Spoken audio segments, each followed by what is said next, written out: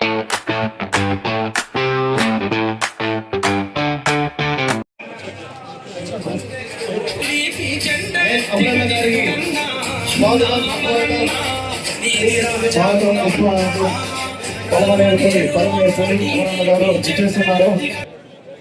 కార్యక్రమము ప్రారంభానికి ముందు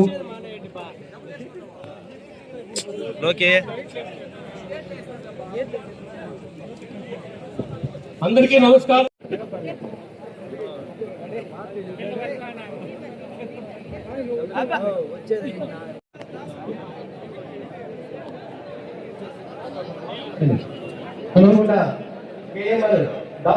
రావాలి దాసన్న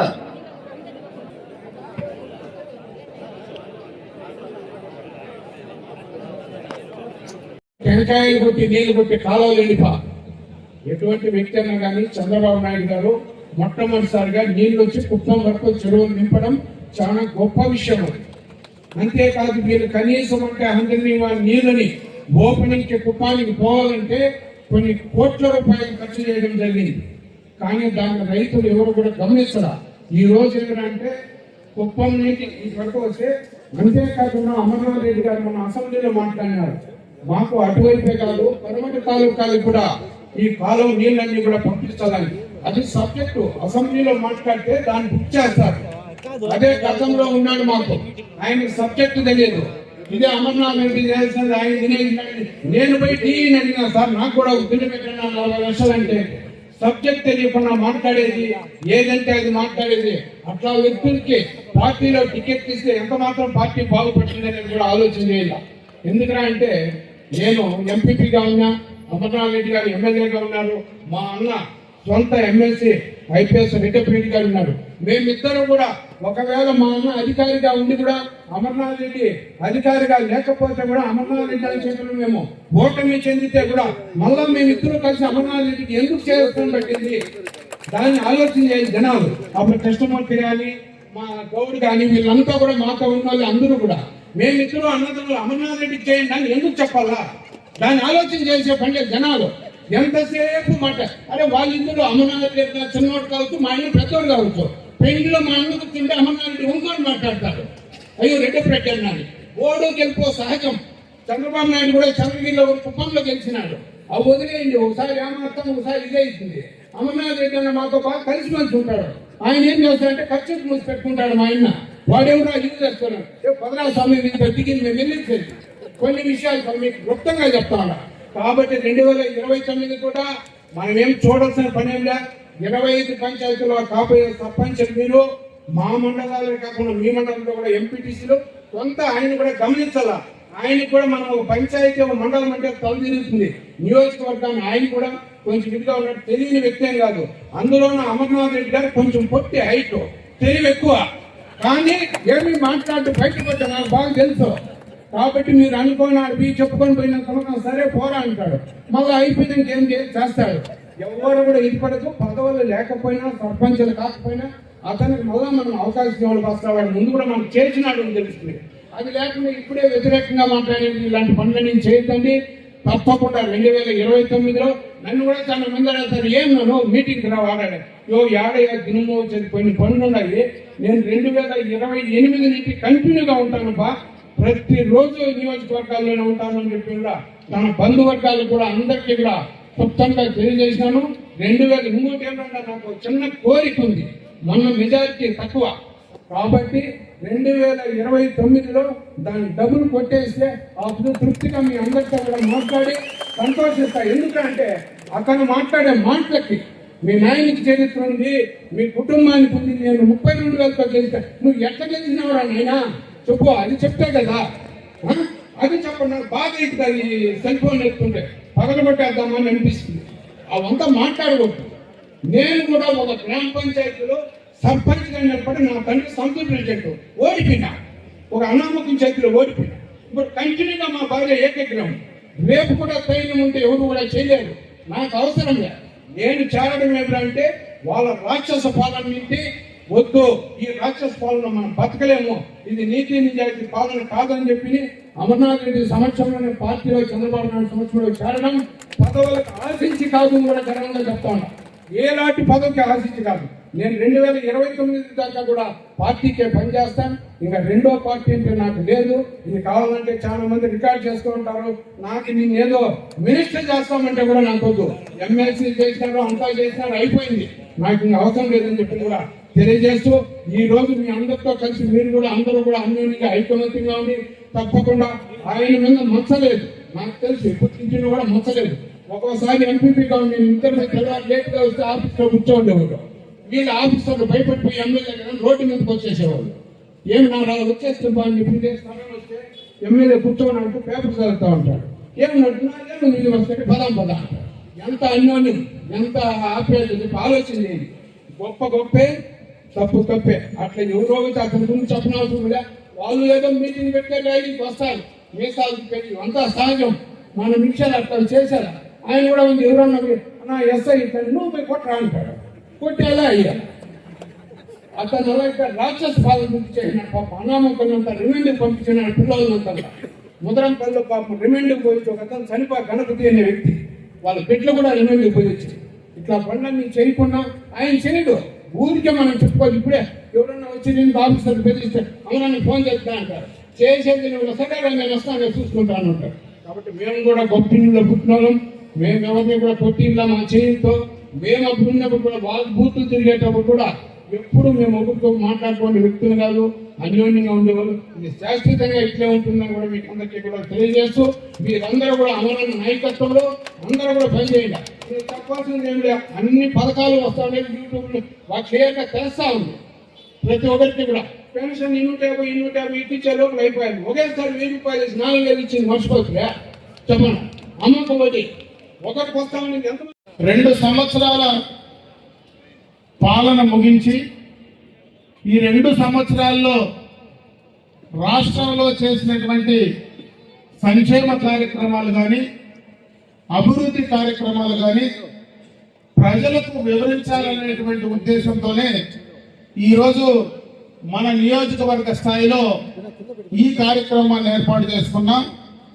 ఈ మధ్యనే రాష్ట్ర స్థాయిలో గౌరవనీయులు మన ముఖ్యమంత్రి చంద్రబాబు నాయుడు గారు కానీ, పవన్ కళ్యాణ్ గారు కానీ, మాధవ్ గారి, లోకేష్ బాబు గారు కానీ ఆ కార్యక్రమాన్ని తిరుపతిలో నిర్వహించడం జరిగింది. ఈ స్థాపనలోనే కీర్తిశేషులు నందమూరి తారక రామారావు గారు ఏ రోజైతే పార్టీ స్థాపించాడో ఆ రోజే సంక్షేమానికి అర్థం చెప్పినటువంటి వ్యక్తి ఆ పార్టీ తెలుగుదేశం పార్టీ.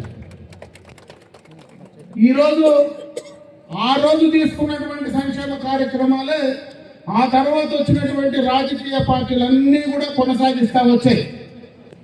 ఈరోజు 2024లో కూటమిగా ఏర్పడి కలిసి ప్రభుత్వాన్ని ఏర్పాటు చేసి ఈరోజు ఒక పక్క సంక్షేమం, ఒక పక్క అభివృద్ధి కార్యక్రమాలు 2 సమపాలలో చేయడమే కాకుండా గడిచిన 5 ఏళ్లలో జరిగినటువంటి ఆర్థిక విధ్వంసం నుంచి బయటకు వచ్చి గడిచిన 5 ఏళ్లలో భయభ్రాంతానికి గురి చేసినటువంటి రాష్ట్ర ప్రజలకు భరోసానిచ్చి గడిచిన 5 సంవత్సరాల్లో రాష్ట్రానికి వచ్చినటువంటి పెట్టుబడిదారులు కానీ పరిశ్రమలు కానీ భయపెట్టి బెదిరించి బయటకు తరిమేసినటువంటి సందర్భం నుంచి మళ్ళీ ఈ రాష్ట్రానికి ఒక నమ్మకాన్ని తీసుకొచ్చినటువంటి ఘనత ఈ కూటమి ప్రభుత్వానికి దక్కుతుందని చెప్పి సందర్భంగా కూడా మీకు మనవి చేసుకుంటే 5 ఏళ్లలో ఒక రకమైనటువంటి భయానకమైనటువంటి వాతావరణాన్ని మనం చూసాం.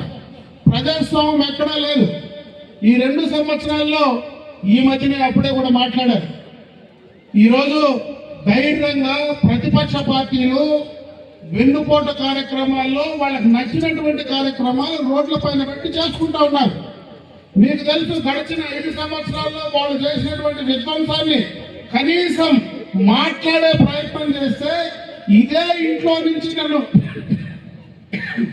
బయట కూడా రానినటువంటి సందర్భాలు ఎన్ని ఉన్నాయో ఒకసారి గుర్తు చేసుకోమని చెప్పి సందర్భంగా అడుగుతా ఉన్నారు. ఇంట్లో నుంచి బయటకు రాకపోయినా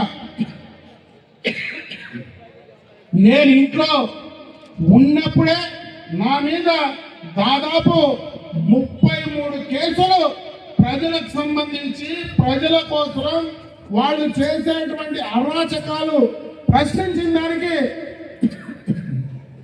నా మీద పెట్టినటువంటి సందర్భాన్ని ఒకసారి గుర్తు చేస్తా ఉన్నా. ఎక్కువసేపు నేను మాట్లాడలేకపోతున్నా, ఎందుకంటే ఈ మధ్యన నాకు కొద్దిగా థ్రోట్ ఇన్ఫెక్షన్ వచ్చింది కాబట్టి తక్కువ సమయంలోనే 2-3 మాటల్లోనే కూడా ముగించే ప్రయత్నం చేస్తా.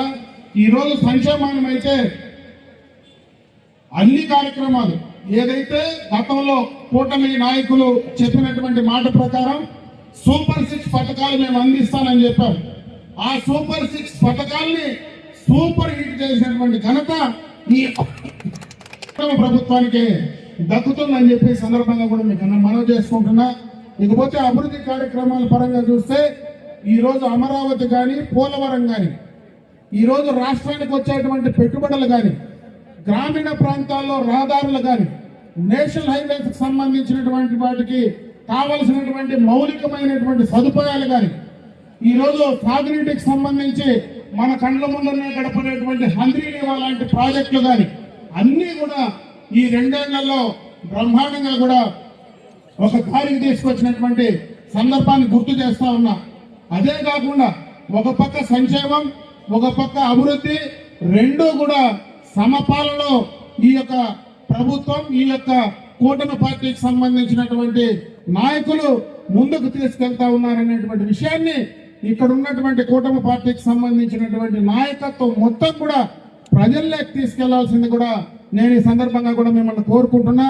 ఈ రోజు 2 ఏళ్ల తర్వాత ప్రతిపక్ష పార్టీలు రోడ్డుపైకి వచ్చి వాళ్ళు గతంలో చేసినటువంటి విధ్వంసాన్ని మరి సోషల్ మీడియాలో ఈ రోజు ఏదో అన్యాయం జరిగిపోతా ఉంది, ఈ రోజు ఏదో మోసం జరిగిపోతా ఉందని మాట్లాడేటువంటి సందర్భం నుంచి మనం ప్రజలకు వివరించాల్సినటువంటి అవసరం ఉందని చెప్పి ఈ సందర్భంగా మీకు గుర్తు చేస్తా ఉన్నా.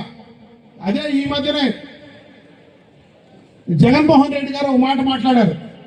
జాతీయ స్థాయిలో జంజీలు అంటే యువకులు జాతీయ స్థాయిలో ఒక కాక్రోచ్ పార్టీ అనేటువంటి పార్టీని స్థాపించడం జరిగింది. అంటే జంజీల యొక్క అంటే యువకుల యొక్క ఆలోచనలు వాళ్ళ ఆవేశానికి సంబంధించి ఆ పార్టీ అక్కడ స్థాపించి వాళ్ళు దానికి సోషల్ మీడియాలో వాళ్ళకు ఉండేటువంటి ఉద్దేశాలు బయట చెప్తా ఉంటే జగన్మోహన్ రెడ్డి మొన్న ఒక మాట మాట్లాడినాడు. ఆంధ్ర రాష్ట్రంలో ఈయన కాక్రోచ్ పార్టీ అంటారు. అంటే కాక్రోచ్ అంటే బొద్దింకలు. ఆంధ్ర రాష్ట్రానికి నిజంగా కూడా నేనే బొద్దింక అని చెప్పుకునేటువంటి వ్యక్తి ఈ జగన్మోహన్ రెడ్డి. దేశంలో ఏమో మాకు తెలియదు కానీ ఆంధ్ర రాష్ట్రంలో ఇటువంటి బొద్దింకలు కొట్టేదానికి మా దగ్గర హిట్ ఉంది అని చెప్పి ఈ సందర్భంగా కూడా తెలియజేసుకుంటున్నా. పర్మనెంట్ గా ఆ హిట్ నీకు కొడితే పర్మనెంట్ గా ఎనికి తిరిగి పనుకునే పరిస్థితి నీకు వస్తుంది జగన్మోహన్ రెడ్డి. దాన్ని ఆలోచించుకోమని చెప్పి ఆ పార్టీకి సంబంధించినటువంటి నాయకులు కూడా చెప్తా ఉన్నారు. ఈ రోజు ప్రశాంతంగా ప్రజాస్వామ్యబద్ధంగా వ్యాపారస్తులు కానీ రైతులు కానీ సామాన్య ప్రజానీకం ధైర్యంగా వాళ్ళ కార్యక్రమాలు వాళ్ళు చేసుకునేటువంటి అవకాశం ఈ ప్రభుత్వంలో ఉంది. ఈరోజు నా భూమి నా చేతిలోనే ఉందని చెప్పుకునేటువంటి పరిస్థితి ఈ రోజు ఉంది. గతంలో ఎవరి ఆస్తులు కూడా వాళ్ళ చేతిలో లేవు. గతంలో వాళ్ళు సొంతంగా మరి ధైర్యంగా వాళ్ళు చేసుకునేటువంటి పరిస్థితి గత ప్రభుత్వంలో ఉన్నటువంటి సందర్భం లేదు. ఈ రోజు అందుకే కూడా సర్వేలు చేస్తే ప్రజల్లో అభివృద్ధి సంక్షేమం కంటే కూడా మేము స్వేచ్ఛగా ఈ రాష్ట్రంలో ఉండగలుగుతా ఉన్నాం, స్వేచ్ఛగా మేము ఇక్కడ మా కార్యక్రమాలు చేయగలుగుతా ఉన్నాం. అందుకే ఈ కూటమి ప్రభుత్వానికి మేము మద్దతు ఇస్తామని చెప్పి సామాన్యమైనటువంటి ప్రజలు చెప్పేటువంటి స్థాయి ఉంది. ఈరోజు వైఎస్ఆర్ కాంగ్రెస్ పార్టీ నాయకులు కార్యకర్తలు మీరేదో రోడ్లపైకి వచ్చేస్తే సామాన్య ప్రజలు ఎవరు నమ్మేటువంటి పరిస్థితి లేదు. మనం చేసినటువంటి కార్యక్రమాలు మనం ప్రజలకు చెప్పాల్సినటువంటి అవసరం, ఆ బాధ్యత మన పైన ఉంది. కాబట్టి ఈ రోజు ఈ కార్యక్రమం ద్వారా మనం ఏం చేస్తున్నామో ఏం చేయబోతా ఉన్నామో దాన్ని ప్రజలకు తీసుకెళ్దాం. ముఖ్యంగా మన నియోజకవర్గానికి సంబంధించి దాదాపు గడిచిన ప్రభుత్వంలో ఆపివేసిన పనులన్నీ దాదాపు ఎక్స్టర్నల్ ఎయిడెడ్ ప్రాజెక్ట్ కింద 137 కోట్ల రూపాయల పనులు ఆపేస్తే ఆ పనులన్నీ కూడా ఈ మధ్యనే ఒక నెలకు ముందే 100% కంప్లీట్ చేసి తార్ రోడ్లు సిమెంట్ రోడ్లు కంప్లీట్ చేసాం ఈ 2 సంవత్సరాల్లో. అదే విధంగా ప్రభుత్వం నుంచి మనకు ఏదైతే ఎన్ఆర్ఈజీఎస్ కింద గ్రామాల్లో మొత్తం కూడా రోడ్లు కంప్లీట్ చేసాం. గత ప్రభుత్వంలో నిలిపేసినటువంటి అంగన్వాడీలు వాటన్నింటినీ కూడా కంప్లీట్ చేసే కార్యక్రమం చేశాం. హంద్రీ నీవా ద్వారా నీళ్లు ప్రతి చెరువుకి ఇచ్చేటువంటి కార్యక్రమాన్ని మొదలు పెట్టాం. రాబోయే కాలంలో 100% దాన్ని కూడా కంప్లీట్ చేసేటువంటి కార్యక్రమాన్ని మనం తీసుకోబోతా ఉన్నాం.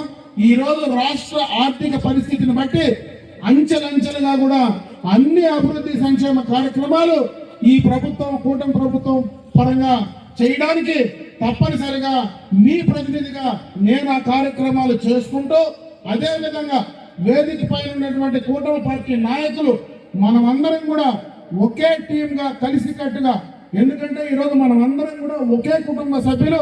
తెలుగుదేశం పార్టీ కానీ, జనసేన కానీ, భారతీయ జనతా పార్టీ కానీ ముగ్గురు కలిసికట్టుగా ఒకే టీమ్ గా మనకు ముందుకు వెళ్తే మనకు రాబోయే 2029లో మనం అడ్డుకునే శక్తి ఈ భారతదేశంలో ఈ రాష్ట్రంలో ఎవరికి లేదని చెప్పి ఈ సందర్భంగా మరొకసారి వారికి కూడా తెలియజేసుకుంటూ ఆ కార్యక్రమంలో మనకు ముందుకు వెళ్దామని చెప్పి మరొకసారి మీ అందరి దృష్టికి తీసుకొస్తూ, ఈరోజు తక్కువ సమయం ఎక్కువ మాట్లాడలేకపోయినాను కానీ మళ్ళా సందర్భం వస్తుంది. ఖచ్చితంగా కూడా మరిన్ని విషయాలు ఆ రోజు మాట్లాడుకునేటువంటి ప్రయత్నం చేద్దామని చెప్పి మీ అందరికీ కూడా తెలియజేసుకుంటూ, నాకు ఈ అవకాశం కల్పించినటువంటి కూటమి పార్టీ నాయకులందరికీ కూడా మనస్ఫూర్తిగా ధన్యవాదాలు తెలియజేసుకుంటూ సెలవు తీసుకుంటున్నా. జై హింద్. 5 కౌంటర్లు ఉన్నాయి. మీడియా సోదరులు కూడా ముఖ్య విన్నపం, మీరందరూ కూడా ఫోన్ చేసుకుని వెళ్ళవలసిందిగా సౌకర్యంగా తెలియజేస్తున్నాము. ఈ కార్యక్రమానికి ఇచ్చేసినటువంటి ప్రతి ఒక్కరికి పేరు పేరున ధన్యవాదాలు, కృతజ్ఞతలు, అభినందనలు.